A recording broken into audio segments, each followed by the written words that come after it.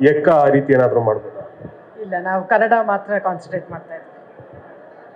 ಅಂದ್ರೆ ಬೇರೆ ಭಾಷೆಗಳಲ್ಲಿ ಡಬ್ಬಾಗಿ ರಿಲೀಸ್ ಆಗುವಂಥದ್ದು ಆ ಥರ ಏನು ಇರುತ್ತೆ? ಸದ್ಯಕ್ಕಂತೂ ನಾವು ಕನ್ನಡದಲ್ಲೇ ಮಾಡೋಣ ಅಂತ ಅನ್ಕೊಂಡಿದ್ದೀವಿ. ಯಾಕೆಂದ್ರೆ ಯೂಶುವಲ್ ಆಗಿ ಈಗ ಬಜೆಟ್ ಒಂದು 30 crores ಈ ರೀತಿ. ಸಿನಿಮಾ ಮಾಡೋದಕ್ಕಿಂತ ಮುಂಚೆ ಐ ಥಿಂಕ್ ನಮಗೋಸ್ಕರ ನಾವು ಫಸ್ಟ್ ಇದು ಚೆನ್ನಾಗಿದೆ ಅನ್ಸಿದಾಗನೇ ನಾನು ಸಿನಿಮಾ ಮಾಡೋದಕ್ಕೆ ಹೋಗೋದು.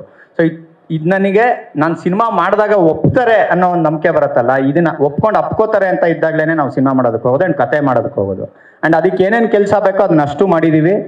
ನಾನು ಆಗಲೇ ಹೇಳ್ದಂಗೆ ಆ ರೆಸ್ಪಾನ್ಸಿಬಿಲಿಟಿ ಜಾಸ್ತಿ ಇರೋದ್ರಿಂದ ಅಪ್ಪು ಸರ್ ಫ್ಯಾನ್ಸು, ಆಮೇಲೆ ಯುವ ಅವ್ರಿಗೂ ಇವಾಗ ಏನೊಂದು ಫ್ಯಾನ್ಸ್ ಕ್ರಿಯೇಟ್ ಆಗಿದ್ದಾರೆ, ಅವ್ರನ್ನ ನಾವು we are train to reach them.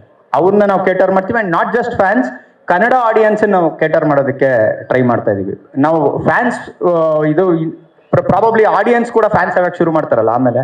So ಆ ನಿಟ್ಟಿನಲ್ಲೇ ಕೆಲಸ ನಡೀತಾ ಇದೆ. We need a wide audience for this film ಅಷ್ಟೇನೆ. ರಾ ಇಂಟೆನ್ಸ್ ಡ್ರಾಮಾ ಫಿಲಮ್ ಇದು. ಜಯಣ್ಣ ಕೇಳಿದ ತಕ್ಷಣ ಮಾಡೋಣ ಇದನ್ನ ಅಂತ ಅವ್ರು ಅದೇಂಗ್ ನನಗೂ ಸರ್ ನಾನು ಇಡೀ ಜೀವನ ನಾನು ಕನಸು ಕಾಣ್ತಿದ್ದು ಜಯಣ್ಣ ಅವ್ರಿಗೆ ಸಿನಿಮಾ ಕತೆ ಹೇಳ್ಬೇಕು ಅಂತ ಸಿನಿಮಾ ಶುರು ಮಾಡಿದಾಗಿಂದ ಅದಾಗಿದೆ ಇವಾಗ. ಸೊ